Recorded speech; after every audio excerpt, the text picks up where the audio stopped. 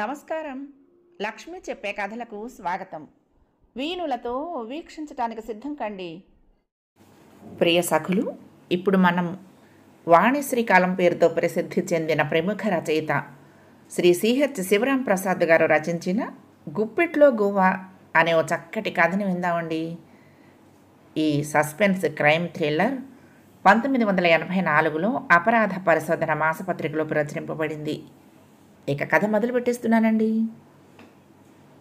Anupama enterprises సంస్థలో 2 ఏళ్ల నుండి పనిచేస్తున్నాడు సురేష్. కానీ ఎప్పుడూ యజమాని నరేంద్ర భూపతి ఇంటికి వెళ్ళలేదు. వెళ్ళవలసిన అవసరం అతనికి కలగలేదు. రోడ్డు మీద వెళ్తూ ఆ బిల్డింగును చాలాసార్లు చూశాడు. విశాలమైన ఆవరణలో పూల తోట మధ్య రాజభవనంలా ఉంటుంది. ఇన్నాళ్లకి నరేంద్ర భూపతి నుండి పిలుపు వచ్చింది సురేష్కి. మేనేజర్ గుండెపోటుతో హాస్పిటల్లో చేరాడు. అప్పుడే ముఖ్యమైన అగ్రిమెంట్ చేయాల్సి వచ్చింది. అమెరికా నుండి పార్టీ వచ్చి కూర్చున్నాడు. మేనేజర్కి సురేష్ పర్సనల్ సెక్రటరీ. అందువల్ల ఆ బాధ్యత సురేష్ భుజస్కంధాల మీద పడింది. నరేంద్ర భూపతి ఫైల్స్ తీసుకుని ఇంటికి రావాల్సిందిగా సురేష్ని ఆజ్ఞాపించాడు. కంపెనీ నుండి కారులో అవసరమైన ఫైల్స్ తీసుకుని బయలుదేరాడు సురేష్. ఆ సమయంలో అతనికి ఎంతో ఆనందం కలిగింది. ఎన్నడూ లేని హుందాతనం ప్రవేశించినట్లయింది. తాత్కాలికంగా తను మేనేజర్ బాధ్యత నిర్వహిస్తున్నందుకు గర్వంగా ఉంది. మనిషికి హోదా వల్ల ఆనందం, గౌరవం, పరపతి అన్నీ లభిస్తాయి కదా అనుకున్నాడు. తనకి ఈ పదవి శాశ్వతంగా ఉంటే ఎంత బాగుండును అని తలపోశాడు. కానీ అది అసాధ్యమని తెలిసి మనసు బాధతో మూలిగింది. కారు నరేంద్ర భూపతి భవనం పోర్టికోలో ఆగింది. యూనిఫామ్లో ఉన్న నౌకరు కారు డోరు తెరిచి శాల్యూట్ కొట్టాడు. మరొక నౌకరు సురేష్ చేతిలోని ఫైల్స్ అందుకున్నాడు. కమాన్ సురేష్, అన్నీ తెచ్చావా అని చిరునవ్వుతో పలకరించాడు నరేంద్ర భూపతి. ఎస్ సార్ అన్నాడు సురేష్ వినయంతో. Meet the party, Eureka Enterprises of America. He is our active secretary mister Suresh అంటూ పరిచయం చేశాడు నరేంద్ర భూపతి. సురేష్ వారితో కరచాలనం చేసి సంతోషం వ్యక్తపరిచాడు. నరేంద్ర భూపతికి 70 ఏళ్లున్నా చాలా యాక్టివ్గా కనిపిస్తాడు. 10 ఏళ్లు తక్కువ వయసు వాడిలా చూపరులకు గోచరిస్తాడు. అంత ఆరోగ్యంగానూ ఉంటాడు. కంపెనీ వ్యవహారాలలో కుర్రవాడిలా హుషారుగా పనిచేస్తాడు. అమెరికా కంపెనీ పార్ట్నర్స్తో అగ్రిమెంట్ పూర్తయ్యేసరికి రాత్రి 9 దాటింది. తర్వాత వారికి భూపతి ఇంట్లోనే డిన్నర్ ఏర్పాట్లు జరిగాయి. స్కాచ్ విస్కీ సర్వ్ చేశారు. రకరకాల వెజ్, నాన్ వెజ్ డిష్లు తెచ్చిపెట్టారు. సురేష్కు డ్రింక్ చేసే అలవాటున్నా యజమాని ముందు తీసుకోవడానికి జంకాడు. తనకి అలవాటు లేదని మనవి చేసుకున్నాడు. 11 గంటలకు పార్టీ ముగిసింది. అమెరికన్స్ వాళ్ళు బస చేసిన హోటల్కి వెళ్ళిపోయారు. నరేంద్ర భూపతి బాగా డ్రింక్ పుచ్చుకున్నా నిశ్చలంగా కనిపిస్తున్నాడు. మనిషి తోలటం లేదు, తొణకటం లేదు. సురేష్కు మాత్రం చాలా ఆశ్చర్యంగా ఉంది. నరేంద్ర భూపతి, నౌకర్లు తప్ప మరి వేరే కుటుంబ సభ్యులు ఎవరూ కనిపించడం లేదు. ఫ్యామిలీ మెంబర్లంతా ఎక్కడికైనా వెళ్ళారేమో అనుకున్నాడు. ఇక యజమాని దగ్గర సెలవు తీసుకొని వెళ్ళిపోవాలని ఆయన గదిలోకి వెళ్ళి వాకిట్లో నించున్నాడు. నరేంద్ర భూపతి అతన్ని గమనించలేదు. ఆయన చూపులు ఒక ఫోటో మీద ఉన్నాయి. ఆ ఫోటో 12 ఏళ్ల పాపది. ఫుల్ సైజులో ఎన్లార్జ్ చేసింది. సార్ అన్నాడు సురేష్. నరేంద్ర భూపతి తల తిప్పి చూశాడు. నేను వెళ్ళొస్తాను సార్ అన్నాడు. డిన్నర్ చేసావు కదా? చేశాను సార్. అంతా సవ్యంగా జరిగింది మిస్టర్ సురేష్.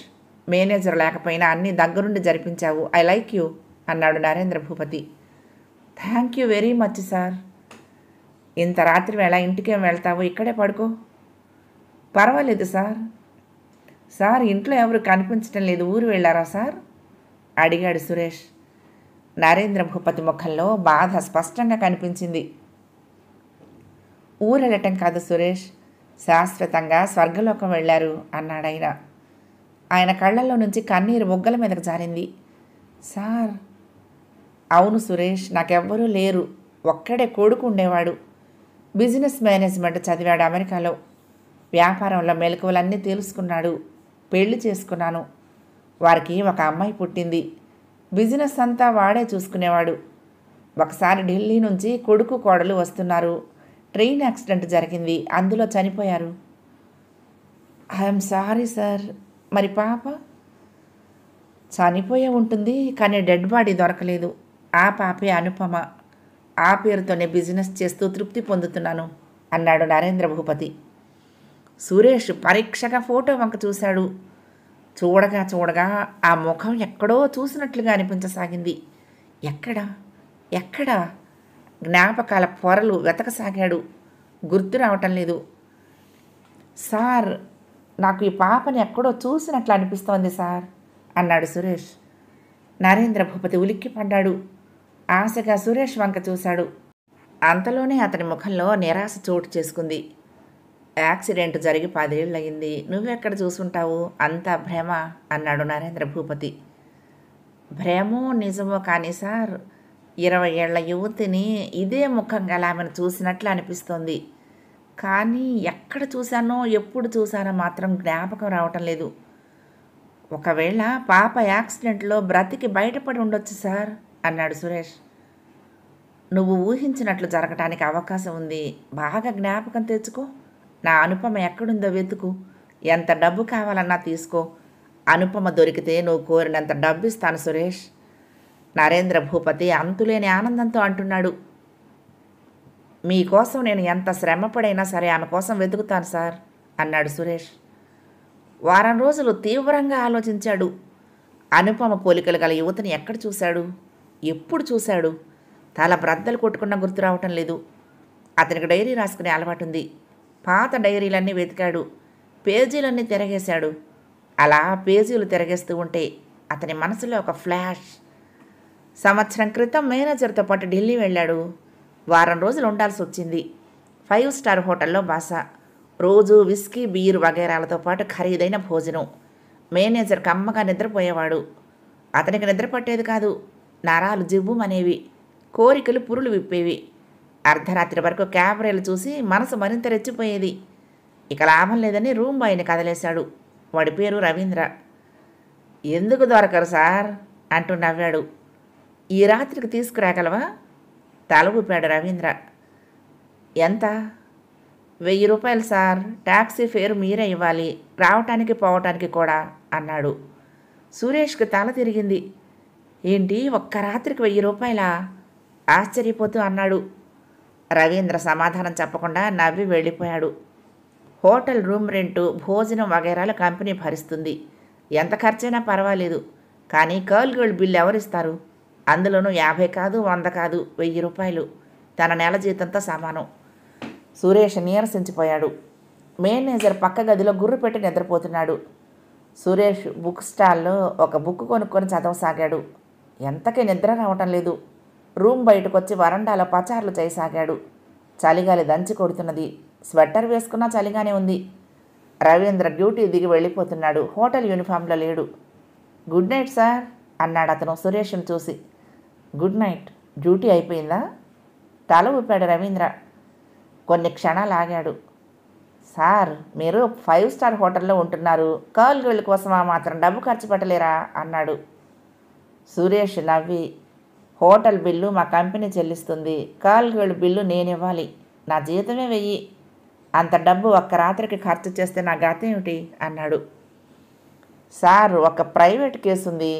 కానీ ఆ అమ్మాయి హోటల్కి రాదు. మినిమం 200 ఇవ్వాలి అన్నాడు. ఎవరు అమ్మాయి? మా ఇంటికి వెళ్ళే దారిలోనే ఉంది. చాలా అందంగా ఉంటుంది. బిఎస్సి చదువుతోంది. స్టూడెంట్ అన్నమాట. అవును సార్, చాలా బీదవాళ్ళు. ఆమెకు తల్లి లేదు. తండ్రి లారీ డ్రైవర్. యాక్సిడెంట్లో పోయాడు. ఒంటరిది. అప్పటి నుండి జరుగుబాటు లేక చదువుకుంటూనే చాలా సీక్రెట్గా వ్యవహారం జరుపుతోంది అన్నాడు రవీంద్ర. అయితే నన్ను నీతో రమ్మంటావా? రండి సార్. ఆమె పేరు అనుపమ. సరే పద, ఆ అమ్మాయిని చూడాలని నాకు ఎంతగానో ఉంది అన్నాడు సురేష్.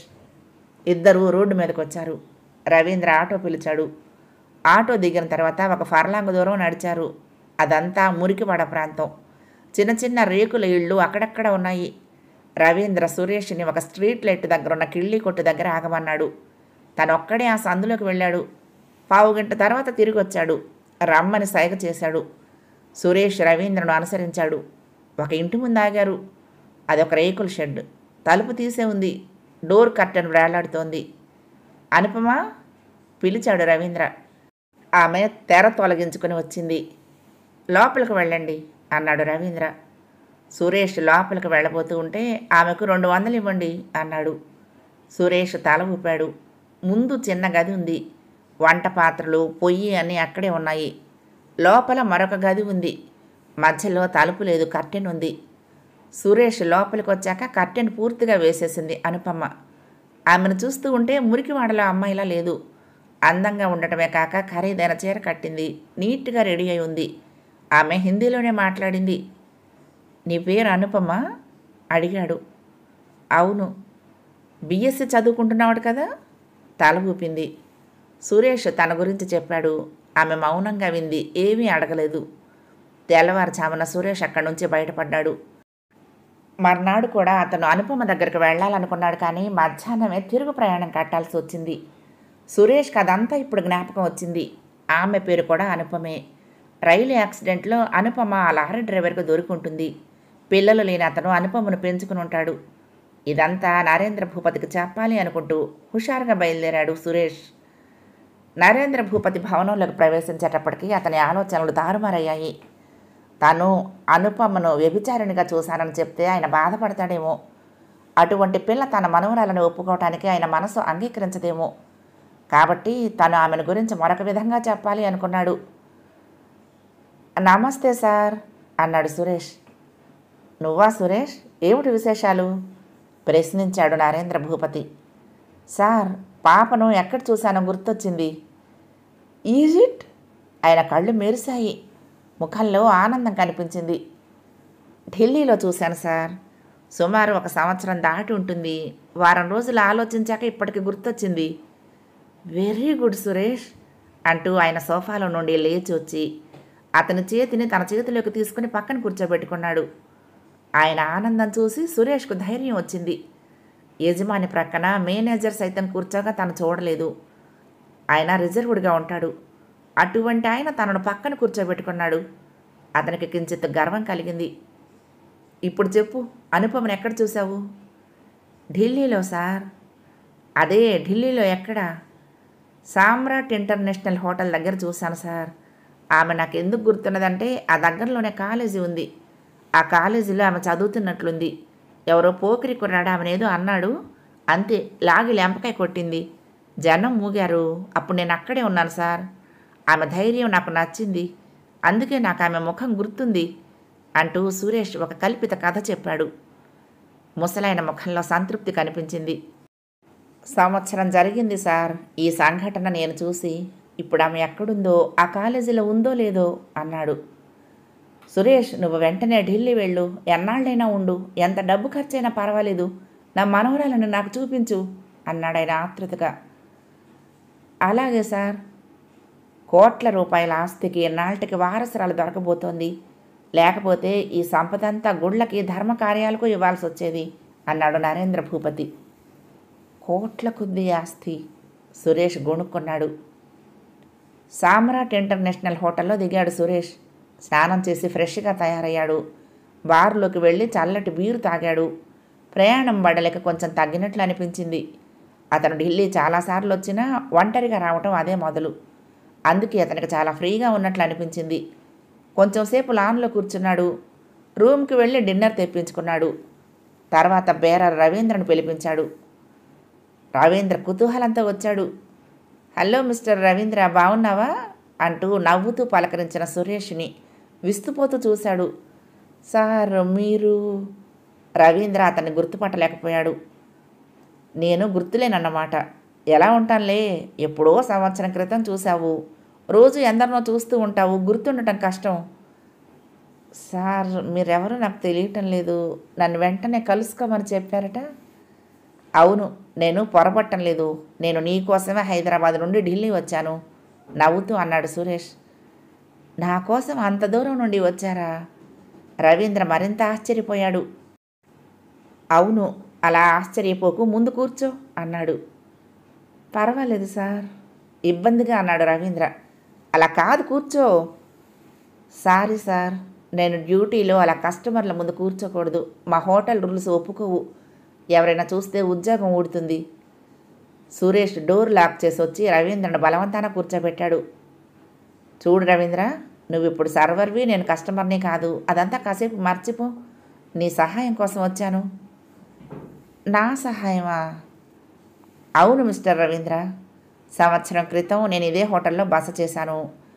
కోర్స్ అప్పుడు నాతో పాటు మా మేనేజర్ కూడా ఉన్నాడనుకో. రవీంద్ర గుర్తు తెచ్చుకోవడానికి ప్రయత్నిస్తున్నాడు. ఒకరోజు నన్ను ఒక కాలేజీ అమ్మాయి ఇంటికి తీసుకువెళ్ళావు. ఆమె పేరు అనుపమ. ఓ అనుపమ. రవీంద్రకు గుర్తుకొచ్చింది. అవును సార్, గుర్తొస్తుంది. అనుపమ కావాలి నాకు, పిలిపించి ఈ రాత్రికి అన్నాడు సురేష్. రవీంద్ర పెదవి విరిచాడు. సారీ సార్, ఆమెకు పెళ్ళైపోయింది అన్నాడు. వాట్? సురేష్ అరిచాడు. అవును సార్, ఆమె పెళ్లి చేసుకుంది. ఉసూరు అన్నాడు సురేష్. పెళ్లి చేసుకున్నాక ఆమె రావటం లేదా? లేదు సార్, ఇప్పుడు ఆ ఇంట్లోనే ఉండటం లేదు ఆమె. ఆ ఇల్లు అమ్మేసి మేనమామ వెంట వెళ్ళిపోయింది. అతనేం పని చేస్తాడు? డీసీఎంలో వాచ్మ్యాన్. చదువుకున్న అమ్మాయి అతన్ని ఎలా పెళ్లి చేసుకుంది? పరిస్థితులు సార్. అతను ఎలాంటివాడు? అబ్బో, వాడుంటే వెధవా సార్. డబ్బు కోసం అనుపమను హోటల్కి పంపిస్తాడా? తెలీదు సార్. వాడుట్టి తాగుపోతు కూడా. ఎన్నేళ్ళు ఉంటాయి వాడికి? 40 దాటుంటాయి. ఇది 3వ పెళ్ళి వాడికి. అయితే అనుపమకి ఇష్టం లేకుండానే ఈ పెళ్లి జరిగి ఉంటుంది. అంతే సార్. చూడు రవీంద్ర, నేను అనుపమను ఒకసారి కలుసుకోవాలి. నా కోసం ప్రయత్నించగలవా? రవీంద్ర కొంచెంసేపు మాట్లాడలేదు. నీకు కావలసినంత డబ్బు ఇస్తాను. అది కాదు సార్, ఇక ఎవరిని తీసుకురావద్దని ఆ జీవితం మానేశానని చెప్పింది సార్ అన్నాడు రవీంద్ర. సురేష్ నవ్వాడు. అది 6 నెలల క్రితం మాట. ఇప్పుడు ఆమె మనసు మారి ఉండొచ్చు కదా. అయినా ప్రయత్నించడంలో నష్టమేంటి? నేను కేవలం ఒక రాత్రి గడపడానికి మాత్రమే రాలేదు. నాకు అదృష్టం కలిసి వచ్చి 25 లక్షల లాటరీ తగిలింది. సినిమా తీయాలని బుద్ధి పుట్టింది. అనుపమ అందం నన్ను ఆకర్షించింది. ఆమెను హీరోయిన్ చేయాలని సంకల్పించాను. అందుకే ఇంత ఆరాటం. నువ్వేమంటావు? అనుపమ అందంగా ఉంటుంది కదూ? రవీంద్ర ఆశ్చర్యం నుంచి కోలుకోలేదు. మీరు సినిమా తీస్తున్నారా సార్? అవును. ఏం లేదు సార్. అనుపమ సినిమాల్లో పనికిరాదు సార్. ఎందుకని? ఆమె బిడియస్తురాలు. మాట్లాడటానికే ఎంతో మొహమాట పడుతుంది. పిరికి మనిషి సార్. సురేష్ నవ్వాడు. మొదట్లో అంతా అలాగే అంటారు. ప్రాక్టీస్లో మామూలుగా యాక్ట్ చేస్తారు. అదంతా నేను చూసుకుంటాను. అనుపమ నన్ను కలుసుకుని ఏర్పాటు చేయి చాలు అన్నాడు సురేష్.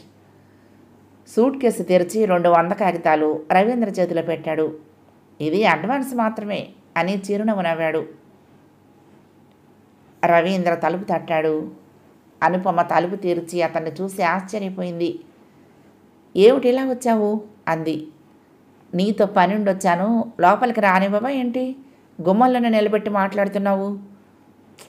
అదేం లేదు, కిషన్కి తెలిస్తే పెద్ద గొడవ అంది విసుగ్గా. కిషన్ వెళ్లే వరకు ఆ మూల చెట్టు కింద నిల్చుని వచ్చాను. ఎలా తెలుస్తుంది? మళ్ళీ రేపు ఉదయమేగా అతను డ్యూటీ నుంచి వచ్చేది. తెలియటానికే ఉంది, అతనే చూడాలా? ఇరుగు పొరుగు వాళ్ళు ఎవరైనా చెప్పొచ్చు అంది. రవీంద్ర ఇల్లంతా కలే చూశాడు. ఒక్క గదిలోనే సంసారం. దరిద్రం తాండవిస్తోంది ఇంట్లో. అనుపమ కూడా ఈ 6 నెలల్లో ఎంతో చిక్కిపోయినట్లు కనిపిస్తోంది. ఆమె కళ్ళల్లో దిగులు గూడు కట్టుకుంది. అతను లోపలికి వచ్చాక ఆమె తలుపు మూసింది. చాలా చిక్కిపోయావు అనుపమ అన్నాడు ఆప్యాయంగా. ఆమె సమాధానం చెప్పలేదు. నవ్వి ఊరుకుంది. సరిగ్గా తిండి కూడా తినటం లేదా అన్నాడు ఆప్యాయంగా. తినటానికే ఉంది, జీవితంలో 35% అతని తాగుడికే సరిపోతుంది. ఏదైనా జాబ్కి ట్రై చేయకపోయావా? పోస్ట్ గ్రాడ్యుయేట్స్కే దిక్కు లేదు. కనీసం డిగ్రీ కూడా పూర్తి చేయని నాకెవరిస్తారు జాబ్ అంది విరక్తిగా. కాసేపు పిచ్చాపాటి మాట్లాడి అసలు విషయంలోకి వచ్చాడు రవీంద్ర. సంవత్సరం క్రితం సురేష్ అని ఒక వ్యక్తి ఒక రాత్రి నీతో గడిపి వెళ్ళాడు. అయితే అతను మళ్ళీ వచ్చాడు ఎన్నాళ్ళకి. మా హోటల్లోనే రూమ్ తీసుకున్నాడు. గమ్మత్ ఏమిటో తెలుసా? అతను హైదరాబాద్ నుండి ఢిల్లీ వచ్చింది నీకోసమేనట. అనుపమ ఆశ్చర్యంగా చూసింది. అతను నేను చూడాలని చచ్చిపోతున్నాడనుకో అన్నాడు. చెప్పకపోయావా మానేశానని, పెళ్ళయిందని? అన్నీ చెప్పాను. సారీ రవీంద్ర, నేను రాలేనని చెప్పు అంది. అనుపమ బాగా ఆలోచించుకో. అతను వచ్చింది నీ దగ్గర సుఖం పొందడానికి కాదు. నీ అందం అతనికి నచ్చిందట. లాటరీలో 25 లక్షలు వచ్చాయట. నిన్ను హీరోయిన్గా పెట్టి సినిమా తీస్తాడట.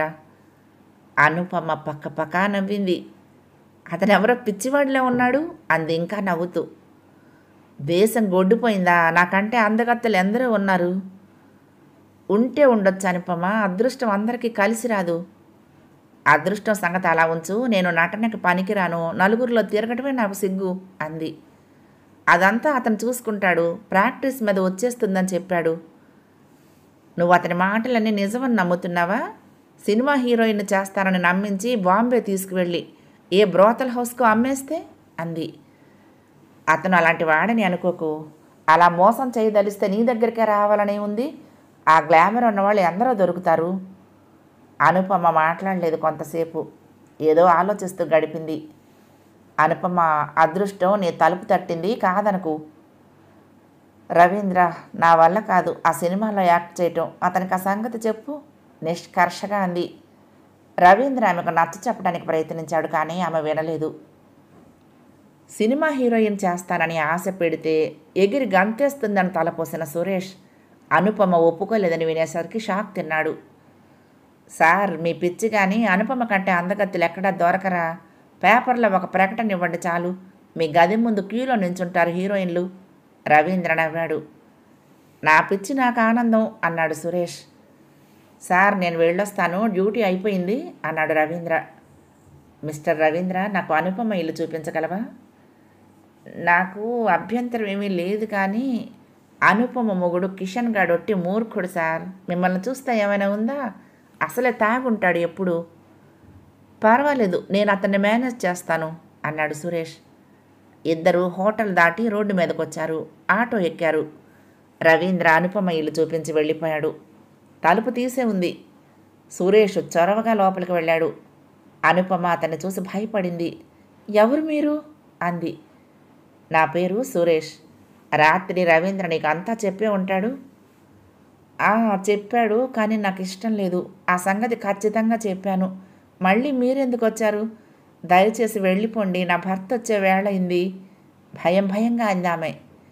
భయపడక అనుపమ, నేను రవీంద్రకు చెప్పినవన్నీ అబద్ధాలే. ఏమిటి? అవును, నేను అతనికి నిజం చెప్పలేదు. సినిమా తీయటం, నిన్ను హీరోయిన్ చేయటం అంతా నిన్ను ఎలాగైనా నా దగ్గరికి రప్పించుకోవాలని అలా చెప్పాను. మీకు నాతో ఏం పని? నేను అవన్నీ మానేశాను, నాకు పెళ్ళయింది. అయితే అయ్యింది అనుపమ. నేను చెప్పే విషయం జాగ్రత్తగా విను, ఇది చాలా సీక్రెట్. ముందు తలుపు వేసిరా అన్నాడు. ఆమె తలుపు గడియ పెట్టి వచ్చింది. అనుపమ, నువ్వు నీ తల్లిదండ్రులుగా భావించిన వారికి పుట్టలేదు. అనుపమ ఆశ్చర్యంతో కళ్ళు పెద్దవి చేసింది. నువ్వు కోటీశ్వరుల బిడ్డవు. రైలు ప్రమాదంలో నీ తల్లిదండ్రులు చనిపోయారు. నిన్ను ఒక లారీ డ్రైవర్ పెంచుకున్నాడు. అప్పుడు నీ వయసు 10 ఏళ్ళు ఉండొచ్చు. జ్ఞాపకం తెచ్చుకో. అనుపమ చిన్ననాటి సంగతులు జ్ఞాపకం తెచ్చుకోవడానికి ప్రయత్నిస్తోంది. సురేష్ జరిగిన కథ అంతా చెప్పాడు. ఆమె తాత నరేంద్ర భూపతి కోట్లు సంపాదించాడని, ఆ సంపదకు ఆమె ఏకైక వారసురాలని నిజం చెప్పేసరికి అనుపమకు మతిపోయింది. నా మాట విను, నీ భర్తను వదిలించుకుని నాతో వచ్చేసాయి. నీకింకా పెళ్లి కాలేదని మీ తాతతో చెప్తాను. ఆయన ఎంతో సంతోషిస్తాడు. లేకపోతే ఈ తాగుబోతు వాడిని, వయసు మళ్ళిన వాడిని చూసి ఆయన అసహించుకోవచ్చు అన్నాడు సురేష్. సురేష్ చెప్తున్న మాటలు వింటూ ఉంటే ఆమెకు అరచేతిలోనే స్వర్గం కనిపించింది. సినిమాల్లో చూసే బ్రహ్మాండమైన సెట్టింగు లాంటి భవనం, కార్లు, నగలు, ఆ వైభవం కళ్లకు కట్టింది. ఆ సంపద అనుభవించాల్సిన తను తిండికి గతి లేక 3వ పెళ్లి తాగుబోతుతో జీవితం గడుపుతోందా? చీ అనిపించింది. కానీ అతన్ని వదిలించుకోవటం ఎలా అంది. నువ్వు నాతో రావటానికి ఒప్పుకో చాలు, అదంతా నేను చూసుకుంటాను అన్నాడు. కిషన్ సంగతి మీకు తెలీదు. ఎంత డబ్బిచ్చి వదిలించుకున్నా వదలడు. జీవితాంతం నన్ను బ్లాక్మెయిల్ చేస్తాడేమో. అతనుంటే కదా బ్లాక్మెయిల్ చేయటానికి. అంటే? అనుపమ గుండె దడదడలాడింది సురేష్ చెప్పింది వినగానే. కిషన్ డ్యూటీ నుంచి దిగేటప్పటికి 10 దాటింది. అప్పటి నుండి బస్ కోసం ఎదురు చూస్తున్నాడు. బస్సులు వస్తున్నాయి, పోతున్నాయి. అన్నీ కిటకిటలాడుతున్నాయి. జనం ఫుట్పాత్ల మీద నిలబడిపోతున్నారు. కిషన్కి కడుపులో మంటగా ఉంది. ఉదయం క్యాంటీన్లో తిన్న 2 పూరీలు ఒక మూలకి రాలేదు. కనీసం 10 కిలోమీటర్లైనా పోవాలి బస్సులో. బస్సు దొరికిపోయేటప్పటికి 12 అవుతుంది. అతనికి విసుగ్గా ఉంది. జేబులో రూపాయి కాగితం కూడా లేదు. నెలాఖరు. రాత్రి మందు లేకపోవటం వల్ల పిచ్చెక్కిపోయినట్లయింది. కిషన్ భాయ్ అంటూ భుజం మీద ఎవరిదో చెయ్యి పడేటప్పటికి ఉలిక్కి పడ్డాడు. ఆ పలకరించిన వ్యక్తి టోపీ పెట్టుకున్నాడు. నల్ల కళ్ళద్దాలు, లాల్చీ పైజమా వేసుకున్నాడు. కిషన్ ఆశ్చర్యంగా చూశాడు. అతనెవరో గుర్తు రావటం లేదు. బాగున్నావా కిషన్ భాయ్ అన్నాడు అతనే మళ్ళీ. ఎవరు మీరు అన్నాడు కిషన్. అరే భాయ్, నన్నే గుర్తుపట్టలేదా? భలేవాడివే. డీసీఎంలో పనిచేసేవాడిని. 4 ఏళ్ల క్రితం మానేసి సౌదీ అరేబియా వెళ్ళిపోయాను. కిషన్కి అతనెవరో చచ్చినా గుర్తు రావటం లేదు. కానీ అలా అంటే బాధపడతాడేమోనని పొడిగా నవ్వి, నువ్వా భాయ్ అన్నాడు. గుర్తుపట్టావు కదా, అమ్మయ్య. పద, అలా బార్కెళ్ళి బీర్ కొడదాం. ఎవరు తోడు దొరక్క చస్తున్నాను. ఒక్కడనే మందు కొట్టే అలవాటు లేదు నాకు. ఎండ దంచేస్తుంది కదూ అన్నాడు అతను. కిషన్కి బ్రహ్మానందం కలిగింది. వీడెవడో గుర్తు రావటం లేదు, కానీ సమయానికి దేవుళ్ళ వచ్చాడు. రాత్రి మందు కొట్టకపోయేసరికి 4 పీక్కిపోతుంది. ఏసీ బార్కి వెళ్ళారు ఇద్దరు. భాయ్, ఏమీ అనుకోకు, నీ పేరు గుర్తు రావటం లేదు అన్నాడు కిషన్. అతను పక్కపక్క నవ్వి, అవునులే, ఎలా గుర్తుంటుంది? నేను ఆఫీసులో పనిచేసేవాడిని. నువ్వేమో ఫీల్డులో, అదీగాక 4 ఏళ్ళు దాటింది అన్నాడు. కిషన్ ఇబ్బందిగా కూర్చున్నాడు. నా పేరు సరే, నా ముఖమైనా గుర్తొచ్చిందా లేదా? భలేవాడివే అంటూ రాని నవ్వు నవ్వాడు కిషన్. నా పేరు రామ్లాల్ అన్నాడు. చల్లటి బీర్ బాటిల్స్ టేబుల్ మీదకి వచ్చాయి. రామ్లాల్ గ్లాసుల్లోకి వంచి చీర్స్ చెప్పాడు. చల్లటి ద్రవ పదార్థం గొంతులోకి దిగుతూ ఉంటే స్వర్గంలో తేలుతున్నట్లుంది కిషన్కి. ఎత్తిన గ్లాసు దించకుండా స్వాహా చేశాడు. నీకు సారా అలవాటు, బీరేం ఆనుతుందిలే, మరొక బాటిల్ తెప్పించినా అన్నాడు రామ్లాల్. వద్దులే భాయ్ మొహమాట పడుతూ అన్నాడు కిషన్. భలేవాడివే, నా దగ్గర సిగ్గుపడకు అన్నాడు. మరొక 2 బాటిల్స్ వచ్చాయి. కిషన్ గ్లాసు ఖాళీ అవుతూ ఉంటే రామ్లాల్ నింపుతున్నాడు. ఇక్కడ నౌకరీ మానేసి సౌదీ అరేబియా వెళ్ళిపోయాక దరిద్రం వదిలింది భాయ్. ఈ 4 ఏళ్లలో ఖర్చులు పోను 2 లక్షలు మిగిలాయి. నిజం అన్నాడు కిషన్. అబద్ధం చెప్పాల్సిన పని ఉంది. అబ్బే, అదేం కాదు, అంతంత జీతాలు ఇస్తారా అక్కడ? మరేంటనుకున్నావు? పోనీలే, బాగుపడిపోయావు. ఇక్కడే ఉంటావా? ఎందుకు దరిద్రం, ఎల్లుండి వెళ్ళిపోతున్నాను. నెల సెలవు పెట్టొచ్చా, కానీ ఇక్కడేం తోచటం లేదు. అలాగా, ఏం నువ్వు వస్తావా? నేనా? అవును భాయ్, వచ్చేయి. ఇక్కడ అన్నాళ్ళున్నా గాజుల బేరం కూటికి సరి, మిగిలేది చచ్చేది లేదు. నన్ను తీసుకెళ్తావా? వీలవుతుందంటావా? ఆశగా అడిగాడు కిషన్. ఎందుకు వీలు కాదు? నాకు అక్కడ కొంచెం పలుకుబడి ఉందిలే, నీకు ఏదో ఒక నౌకరీ చూస్తాను. ఆ పుణ్యం కట్టుకో రామ్లాల్ భాయ్, నీ పేరు చెప్పుకొని బాగుపడిపోతాను అన్నాడు కిషన్. అలాగే, మరి నాకేమిస్తావు? ఏం కావాలి అన్నాడు కిషన్. రామ్లాల్ పక్కపక్క నవ్వి, నీ దగ్గరే ఉంది చెప్పా ఇవ్వటానికి. నీ సంగతి నాకు తెలియదా? సరదాగా అడిగాను. ఏమి వద్దు కానీ రాత్రికి పార్టీ ఇవ్వు అన్నాడు. పార్టీయా? కిషన్ గతుక్కుమన్నాడు. నెలాఖరు, జేబులో డబ్బు లేదు, అప్పిచ్చే నాదుడు లేడు. ఇదిగో ఈ డబ్బు నీ దగ్గర ఉంచు. భాబీతో చెప్పి దమ్కా మురిగి చేయించు. నేను వచ్చేటప్పుడు ఏ క్లాస్ బ్రాందీ తెస్తాను అన్నాడు రామ్లాల్. 200 కాగితాలు కిషన్ జేబులో కుక్కాడు. వద్దులే భాయ్, భలేవాడివే అన్నాడు కిషన్. నా దగ్గర డబ్బు మూలుగుతూ ఉంది, నీ దగ్గర పైసా లేదు. ఆ మాత్రం గ్రహించలేని అనుకున్నావా? ఇద్దరు బార్లో నుండి బయటపడ్డారు. ఆటో పిలిచాడు రామ్లాల్. ఎందుకు, బస్సులో పోదాం అన్నాడు కిషన్. ఛీ, బస్సులో వెళ్ళే అలవాటు లేదు నాకు అన్నాడు రామ్లాల్. మీ ఇంటికి దారి చెప్పు, నిన్ను వదిలేసి నేను పోతాను. కిషన్ తన ఇంటికి దారి చూపించాడు ఆటో డ్రైవర్కి.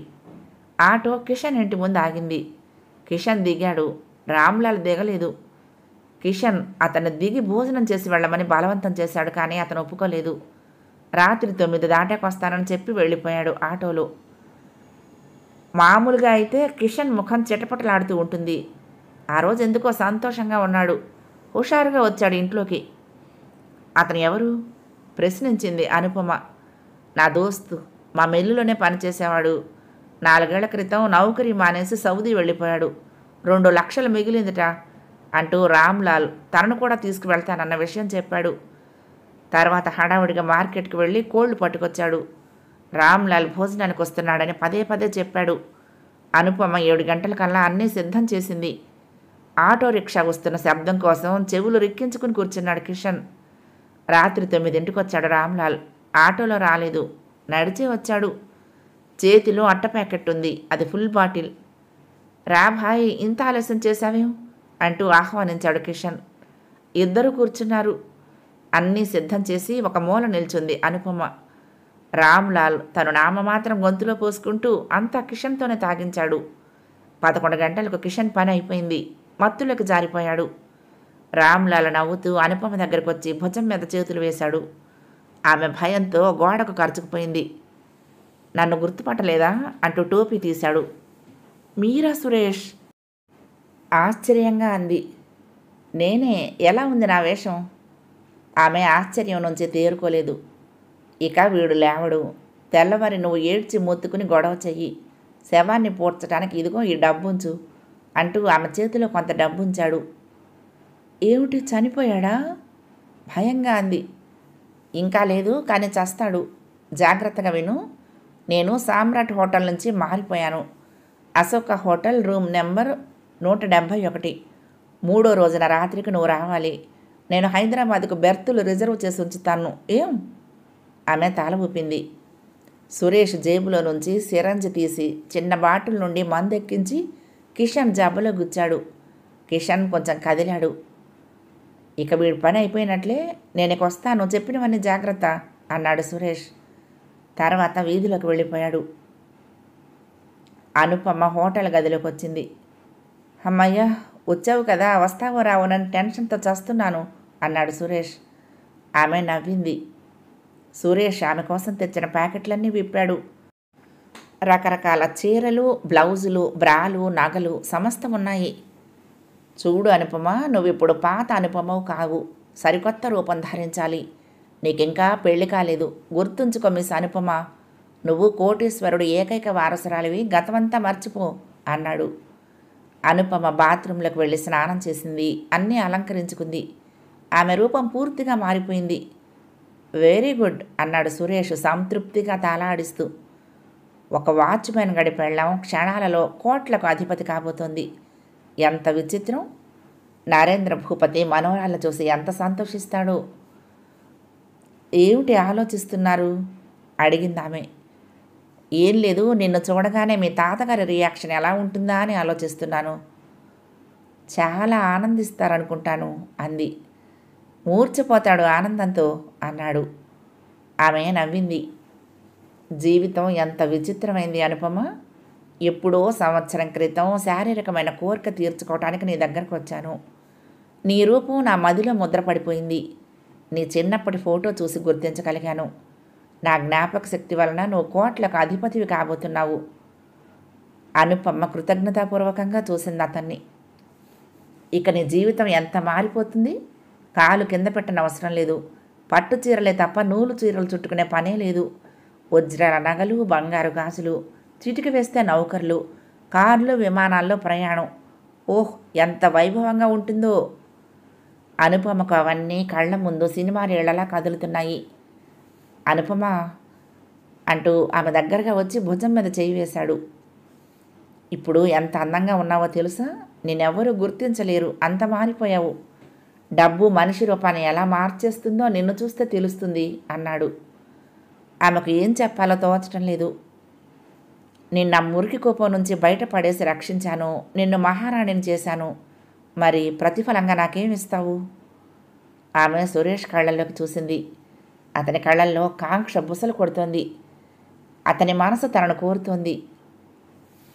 మీకేం కావాలి? నీ ప్రేమ అన్నాడు సురేష్. ఆమె ఉలిక్కి పడింది. అవును అనుపమ, నన్ను ప్రేమించలేవా? సురేష్, నా జీవితం మీకు తెలుసు. డబ్బు కోసం శరీరాన్ని అమ్ముకున్నాను. గతి లేక 3వ పెళ్లి తాగుబోతుతో సంసారం చేశాను. అన్నీ తెలిసి నన్ను ప్రేమిస్తారా? నా గురించి ఏమీ తెలియకపోతే ఆ విషయం వేరు అందామె. అదంతా గతం అనుపమ. పొరపాటును కూడా గుర్తు తెచ్చుకోకు. నీకు గతం లేదు, భవిష్యత్తు మాత్రమే ఉంది. సురేష్ ఆమెను గాఢంగా తన కౌగిల్లో బంధించాడు. అదృష్టం అంటే తనదే, కోటీశ్వరుడు ఏకైక వారసురాలు తన గుప్పిట్లో ఉంది అనుకున్నాడు. గర్వంతో అతని ఛాతీ పొంగింది. నరేంద్ర భూపతి భవనాన్ని దిగ్భ్రాంతితో చూస్తోంది అనుపమ. ఆమె మనసులో ఆలోచనలు సుళ్ళు తిరుగుతున్నాయి. సురేష్ ఆమెకు స్వాగతం చెప్తూ ఒక్కొక్క అడిగే వేయిస్తూ లోపలికి తీసుకువెళ్ళాడు. నరేంద్ర భూపతి ఆఫీస్ రూమ్లో కూర్చున్నాడు. అనుపమను తీసుకువెళ్ళాడు సురేష్. సార్, ఇదిగో మీ మనవరాలు, మెరుస్తున్న కళ్ళతో అన్నాడు. నరేంద్ర భూపతి అతన్ని చేత్తో సైగ చేశాడు బయటికి వెళ్ళిపోమ్మని. సురేష్ మనసు చివుక్కుమంది. తను ఎంతో కష్టపడి ఆమెను తీసుకొచ్చాడు, ఎంతో రిస్క్ చేశాడు, ఆఖరికి హంతకుడిగా కూడా మారాడు. ఆ ముసలాయనకు ఏమాత్రం కృతజ్ఞత లేదే. అతను చివ్వున గది బయటకు వచ్చాడు. సురేష్ వెళ్ళిపోయాక నరేంద్ర భూపతి అనుపమ కళ్ళల్లోకి సూటిగా చూశాడు. కొన్ని క్షణాలు నిశ్శబ్దంగా గడిచాయి. ఆమెకు గుండెల్లో రైళ్లు పరిగెడుతున్నాయి. భయంతో శరీరం వణుకుతోంది. నరేంద్ర భూపతి కుర్చీలో నుంచి లేచి నెమ్మదిగా దగ్గరకు వచ్చాడు. ఆమె భుజం మీద చేతులు వేశాడు. అమ్మా, నీ పేరేమిటి అడిగాడు. అనుపమ. ఆమె పెదవులు వణికాయి. భూపతి. ఆమె వెనకగా నిలబడి ఒక్క నిమిషం ఆలోచించి ఆమె బ్లౌజును సర్రున చించాడు. ఆమె బిత్తరపోయింది. ఆమె వీపు వైపు తదేకంగా చూశాడు. తేనె రంగులో గుండ్రటి పుట్టుమచ్చ కనిపించింది. ఆయన మనసు పులకించిపోయింది. అమ్మా అనుపమ, నువ్వేనమ్మా నా తల్లివి అంటూ కౌగులించుకున్నాడు ఆమెను. తర్వాత గది బయటకు వచ్చాడు. వస్తూనే అక్కడ అసహనంగా పచారులు చేస్తున్న సురేష్ను కౌగులించుకున్నాడు. సురేష్, నా మనవరాల్ని నాకు తెచ్చిచ్చావు. నీకేమిచ్చినా రుణం తీరదు. కానీ నిన్ను మొదట్లో అనుమానించాను. ఎవరో ఒక పిల్లను తెచ్చి నన్ను నమ్మించాలని అనుకుంటున్నావేమోనని సందేహించాను. I'm sorry. Sorry Mr Suresh. Bhupathi అతని చేతులు పట్టుకుని ప్రాధేయపూర్వకంగా అన్నాడు. సురేష్కు ఇబ్బందిగా ఉంది ఆయన అలా తనని ప్రాధేయపడటం. పెద్ద పులి లాంటి అయ్యగారు సురేష్ని అలా ప్రాధేయపడటం చూసి నౌకర్లంతా ఆశ్చర్యచకితులైపోయారు. ప్లీజ్ సార్, మీరు అలా అనకండి, నాకు సిగ్గుగా ఉంటుంది.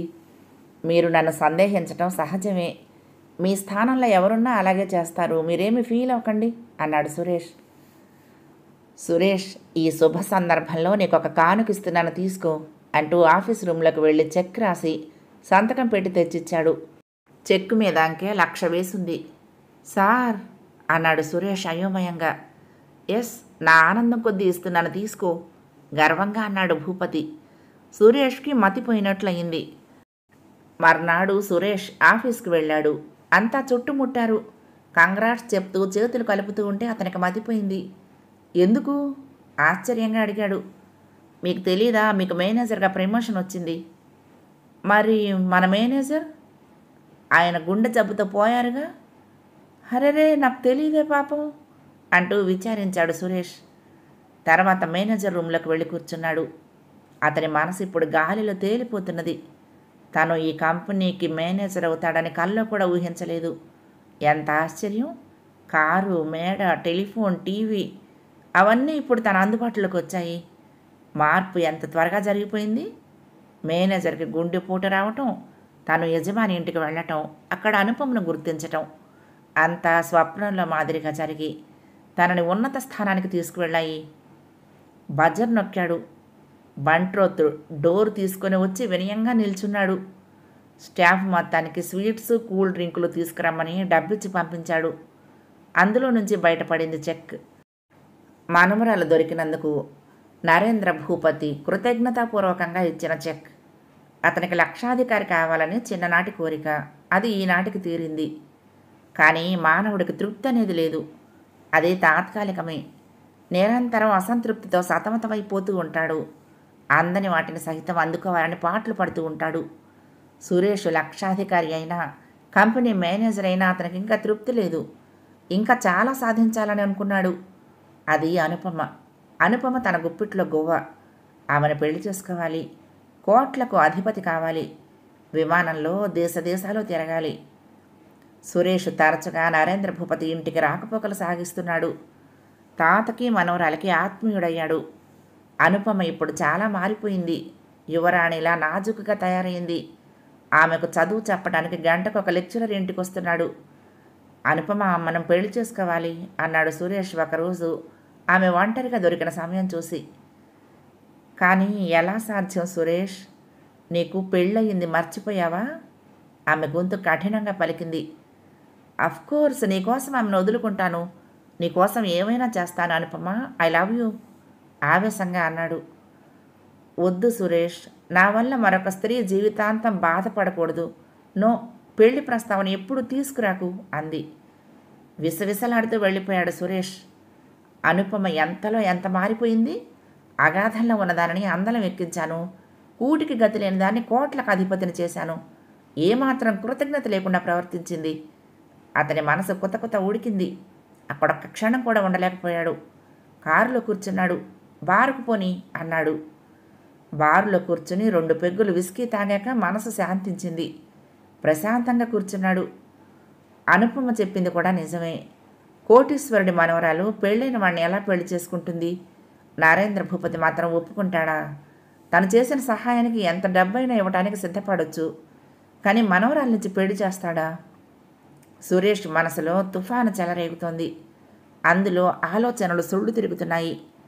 అందుకు కారణం మానవుడికి తృప్తి లేకపోవటమే. కారు నగరం పొలిమేరలు దాటింది. చీకటి పడొచ్చింది. అప్పుడప్పుడు వస్తూ పోతున్న వాహనాల చప్పుడు తప్ప నరసంచారం లేదు. సురేష్ కారు రోడ్డు దించాడు. పర్లాంగ దూరం పోయాక ఆపాడు. అనుపమ మౌనంగా కూర్చుంది. ఇక్కడ ఎంత హాయిగా ఉంటుందో చూడు అన్నాడు. ఇద్దరూ కారు దిగారు. కొండల నడుమ పెద్ద బండరాయి వేదికలా ఉంది. దాని మీద కూర్చున్నారు.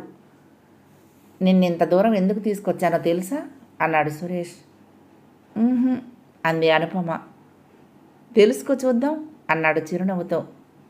ఆమె కొన్ని క్షణాలు ఆలోచించి, ఏముంటుంది, నీకు పెళ్లి పిచ్చి పట్టింది అందుకు అంది. అతను నవ్వి కరెక్ట్ అన్నాడు. అవును అనుపమ, మన పెళ్ళికి ఇక ఏ అడ్డంకి లేదు అన్నాడు. అంటే? నా భార్య ఇక లేదు. ఏమైంది? అడ్డు తొలగించాను. ఎలా? రేపు బంధువుల పెళ్ళి అని శుభలేఖ వచ్చింది. నాకు కుదరదు, తనను వెళ్ళమన్నాను. సరే అంది. తెల్లవారుజామున 4 గంటలకు కారులో బయలుదేరాము. బస్టాండ్ కని తను అనుకుంది.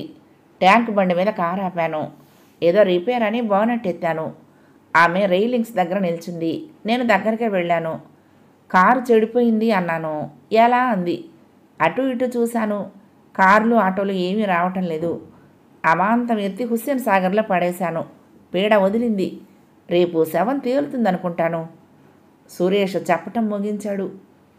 అదంతా విని అనుపమ సీరియస్గా అయిపోయింది. హ్యాండ్ బ్యాగ్ తెరిచి పిస్టల్ తీసి గురిపెట్టి అతన్ని కాల్చింది. అంత క్షణంలో జరిగిపోయింది. కెవ్వున కేక పెట్టాడు సురేష్ గుండు తగలగానే. అన్యాయం! అతని పెదవులు హీనస్వరంతో పలికాయి. ఆమె వికటంగా నవ్వింది. దుర్మార్గుడిని చంపటం అన్యాయం ఎన్నటికీ కాదు. నువ్వు దుర్మార్గుడివి. డబ్బు కోసం ఎవరినైనా చంపుతావు. ఆ రోజు కిషన్ని చంపావు. ఈరోజు నీ భార్యను చంపావు. నిన్ను నమ్మి పెళ్లి చేసుకుంటే రేపు నన్ను చంపవని గ్యారంటీ ఏముంది?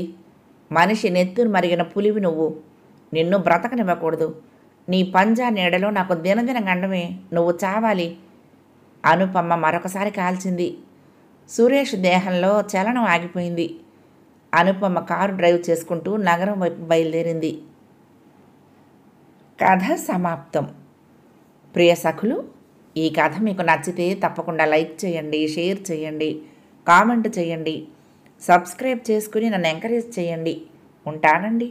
ప్రేమతో లక్ష్మి, కృష్ణాతీరం దుర్గమ్మ సన్నిధానం. నమస్తే.